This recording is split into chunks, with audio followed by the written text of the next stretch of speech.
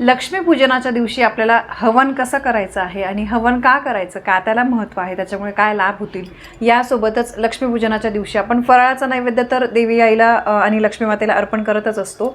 पण त्यासोबतच अजून मी 3 नैवेद्य सांगते की ज्या नैवेद्यामुळे माता लक्ष्मी प्रसन्न होते. अत्यंत प्रिय असा माता लक्ष्मीचा नैवेद्य आहे, तर तो तुम्हाला अर्पण करायचा आहे. खूप महत्त्वाचा दिवस आहे लक्ष्मीपूजन. 1 नोव्हेंबरला शुक्रवारी लक्ष्मीपूजन आहे. त्या दिवशी अमावास्यासुद्धा असते आणि अमावास्या तिथी ही माता लक्ष्मीला समर्पित असते. तर त्यामुळे आपल्याला या दिवशी जर माता लक्ष्मीच्या आवडीच्या गोष्टी आपण केल्या तर आपल्यासुद्धा सगळ्या इच्छा ज्या आहेत त्या पूर्ण होतात. अखंड लक्ष्मी आपल्याकडे नांदावी असं प्रत्येकाला वाटत असतं. तर त्यामुळे त्याच्यासाठी आपल्याला माता लक्ष्मीला हा नैवेद्य अर्पण करायचा आहे. आपण बघा लक्ष्मीपूजनाच्या दिवशी छान अशी पूजा मांडणार आहे, भरपूर सेवा करणार आहे, उपाय करणार आहे. तर त्यासोबतच लक्ष्मी मातेला तुम्हाला नैवेद्य दाखवायचा आहे. तर सगळ्यात महत्त्वाचा नैवेद्य जो लक्ष्मी मातेला अत्यंत प्रिय आहे तो म्हणजे अनारसे. आपण जे फराळामध्ये बघा अनारसे असतात, तांदळाच्या पिठाचे अनारसे असतात. अगदी थोडेसे का होईना तुम्हाला नैवेद्यासाठी ते अनारसे जे आहे तर ते करायचे आहे. तुम्ही 3-4 करा. आजकाल बघा घरामध्ये बरेचसे लोक गोड वगैरे खात नाही असं असतं, पण नैवेद्यापुरती का होईना तुम्ही 3 ते 4 अनारसे का होईना लक्ष्मीपूजनाच्या दिवशी तुम्हाला करायचं आहे. अनारसे माता लक्ष्मीला अर्पण केल्यामुळे माता लक्ष्मी आपल्यावर प्रसन्न होते, भरभरून आपल्याला आशीर्वाद देत असते. आणि या दिवशी बऱ्याचशा स्त्रिया तुम्ही बघा तुमच्या आईला आजीला तुम्ही बघितलं असेल की लक्ष्मीपूजनाच्या दिवशी अनारसे सकाळी तळले जातात. माझ्या घरीसुद्धा माझी आई दरवर्षी करायची. मी सुद्धा आईचं बघून आपण सुद्धा काही गोष्टी फॉलो करत असतो. इकडे सासरीसुद्धा माझ्या घरी तसंच केलं जातं. लक्ष्मीपूजनाच्या दिवशी थोडे का होईना नैवेद्यासाठी अनारसे जे आहे तर ते आपल्याला तळायचे आहे. अनारसे कसे करायचे असं जर तुम्ही म्हणाल की काय आहे, तुम्ही गुगलला यूट्यूबला टाका की अनारसे रेसिपी, तुम्हाला लगेच चटकन मिळेल. आपल्याला माहिती की यूट्यूबवर आजकाल सगळं काही असतं.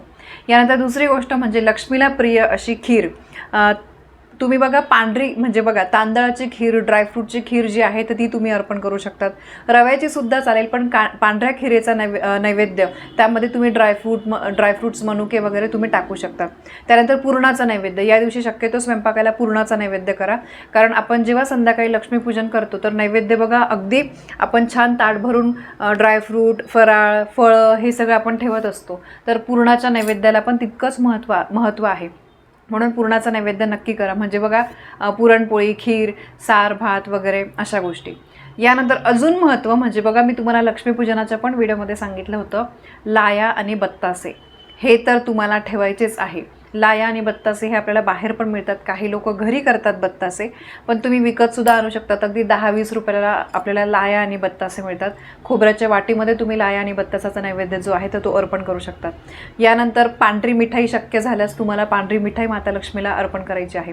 त्यानंतर मखाणे.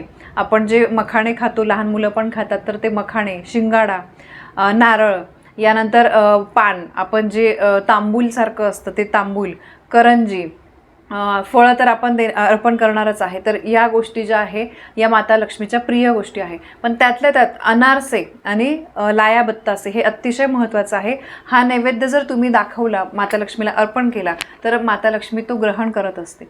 जेवढ्या जमतील तेवढ्या गोष्टी तुम्ही करा. दिवस खूप शुभ आहे. वर्षातून काही एक असे दिवस येत असतात जेव्हा आपल्याला थोडंसं जास्त काम करावं लागतं, सगळ्या गोष्टींची गडबड असते, पण त्याचा एक वेगळाच आनंद असतो.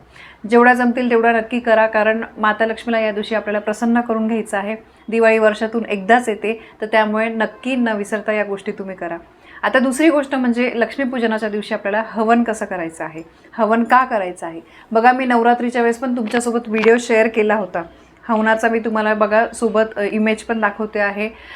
बघा हवन केल्यामुळे आपल्या घरातल्या वाईट लहरींचा, नकारात्मकतेचा नाश होत असतो. शुभ दिवशी, कोणत्याही शुभ दिवशी तुम्हाला जेव्हा वाटतंय माझ्या घरामध्ये काहीतरी वाईट शक्तींचा प्रभाव झालेला आहे, काहीतरी नको म्हणजे घरामध्ये काहीतरी चांगलं नाही असं वाटतं, तेव्हासुद्धा तुम्ही हवन करू शकतात. हवन म्हणजे अगदी मोठं. हवन शब्द म्हटला की आपल्याला वाटतं बापरे केवढं मोठं. काही नाही आहे. हवन मी तुम्हाला नवरात्रीच्या वेळेस सांगितलं होतं. तांब्याच्या बघा हवनचं तांब्याचं भांडं असतं, तर त्याच्यामध्ये हवन कुंड आपण त्याला म्हणतो, किंवा तुम्ही तांब्याचं तामण सगळ्यांकडे असतं, आपण ज्याच्यात देवांची आंघोळ वगैरे घालतो, किंवा तांब्याच्या तामण्यामध्ये कुठल्याही तांब्याची तुम्ही वस्तू घ्या. फक्त ॲल्युमिनियम, पत्र्याचं, स्टीलचं हे घेऊ नका. ठीक आहे, मातीचं सुद्धा चालतं. मातीच्या भांड्यामध्ये पण तुम्ही करू शकता, ते तर अतिउत्तम. ते नसेल तर तांब्याचं भांडं तुम्हाला घ्यायचं आहे. आणि मग त्याच्यामध्ये आपल्याला हवन करायचं आहे. आता बघा, आत्ता आपण जी कालाष्टमीपासून लक्ष्मीपूजनापर्यंत आपण ही सेवा बऱ्याचशा ताई करताय, बरोबर. तर त्या दिवशीसुद्धा शेवटच्या दिवशी आपल्याला हवन करायचं असतं.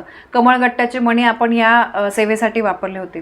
तर ज्यांनी कमळगट्ट्या मणीचा उपाय केलेला आहे त्यांनी ते सिद्ध केले असतील. आता ही सेवा काय हे प्लीज मला विचारू नका. याचा व्हिडिओ जो आहे तो मी तुमच्यासोबत मागच्या वर्षी आणि त्याची लिंक पण मी तुम्हाला यावर्षी शेअर केली होती. तर त्या व्हिडिओमध्ये सगळी माहिती आहे. आत्ता ते तुम्हाला सांगितलं तर कळणार नाही. ज्या ताई ही सेवा करताय त्यांच्याबरोबर लक्षात आलं असेल की मी काय म्हणते. कमळगट्ट्याचे जे मणींचा तुम्ही उपाय केला होता ते सिद्ध आपण करत होतो, रोज उजव्या हातामध्ये घेऊन सेवा करत होतो, बरोबर. तर ते तुमचे बघा बरोबर लक्ष्मीपूजनाच्या वेळेस तुमचे 16 मणी होतील. 8 दिवसाची सेवा, रोज 2-2 मणी हातात घेऊन आपण करत होतो सेवा. तर बरोबर 8 दिवसाचे 16 मणी होतात. ते शुद्ध गाईच्या तुपामध्ये तुम्हाला भिजत घालायचे आहे. हे मी त्या व्हिडिओमध्ये सांगितलं होतं. आणि हवन शक्यतो तुम्हाला संध्याकाळी करायचं आहे, कारण लक्ष्मी माता घरी येण्याची वेळ संध्याकाळची असते. तर जमल्यास संध्याकाळीच करा, नाही जमत आहे तर तुम्ही सकाळी वगैरे करू शकता, ठीक आहे. तर हे सगळे मणी जे आहे तर ते तुम्हाला घ्यायचे आहे. आणि हवनासाठी तुम्हाला काय लागणार आहे बघा, शेणाच्या गौऱ्या, त्याच्यानंतर समिधा जी असते तर ती पण तुम्ही घेऊ शकतात. समिधा बघा जिथे देवाचं सामान मिळतं ते तिथे तुम्हाला मिळून जाईल. त्यानंतर कापूर, या गोष्टी आपल्याला लागणार आहे. कापूर जो आहे तो शक्यतो तुम्हाला भीमसेनी कापूर वापरायचा आहे. आता कसला स्वाहाकार द्यायचा आहे आपल्याला, मी स्वाहाकार पण नवरात्रीच्या व्हिडिओमध्ये दाखवला होता. मी त्याची लिंक पण तुम्हाला डिस्क्रिप्शनमध्ये देते. तुम्हाला 11 वेळेस पहिले मग बघा, तुम्हाला हवनकुंड जे आहे त्यामध्ये या सगळ्या गोष्टी टाकायच्या आहे. हवनकुंडाला तुम्हाला हळद कुंकू अक्षता अर्पण करायचं आहे. सगळ्या आपल्या कुलदेवतेचं स्मरण करायचं आहे आणि मग हवनाला सुरुवात करायची. तर तुम्हाला 11 वेळेस श्री स्वामी समर्थ या मंत्राचा जप करायचा. म्हणजे श्री स्वामी समर्थ स्वाहा तूप टाकायचं, गाईच्या तुपाचा स्वाहाकार द्यायचा आहे. परत श्री स्वामी समर्थ स्वाहा तूप टाकायचं, स्वाहा म्हणताना तूप टाकायचं, ठीक आहे. 24 वेळेस गायत्री मंत्राचा स्वाहाकार. त्यानंतर 16 वेळेस नवार्णव मंत्राचा स्वाहाकार. म्हणजे ओम ऐं ह्रीं क्लीं चामुंडाय विचे स्वाहा तूप टाकायचं. ओम ऐं ह्रीं क्लीं चामुंडाय विचे स्वाहा परत तूप टाकायचं. याला तुपाचा स्वाहाकार म्हणतात.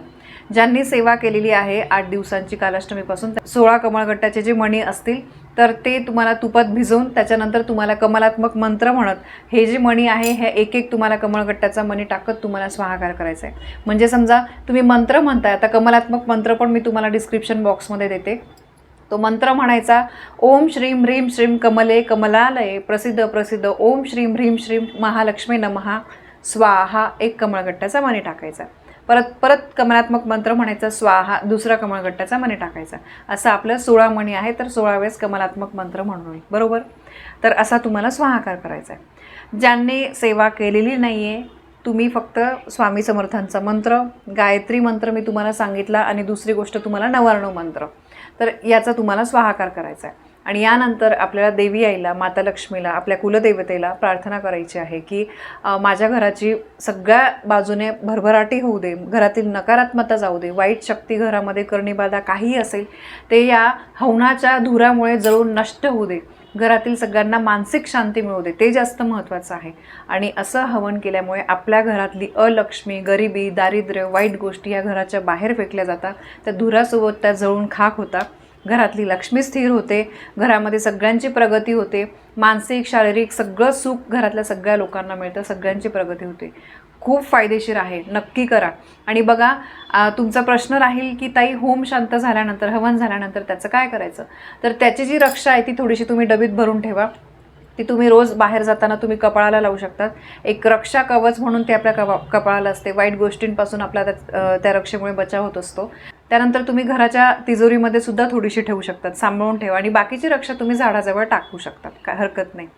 आता बघा, हे सगळं सामान तुम्हाला तुमच्या इथे मार्केटमध्ये दिवाळीचं सामान आलेलं आहे, तर नक्की हे सामान तुम्हाला मिळून जाईल.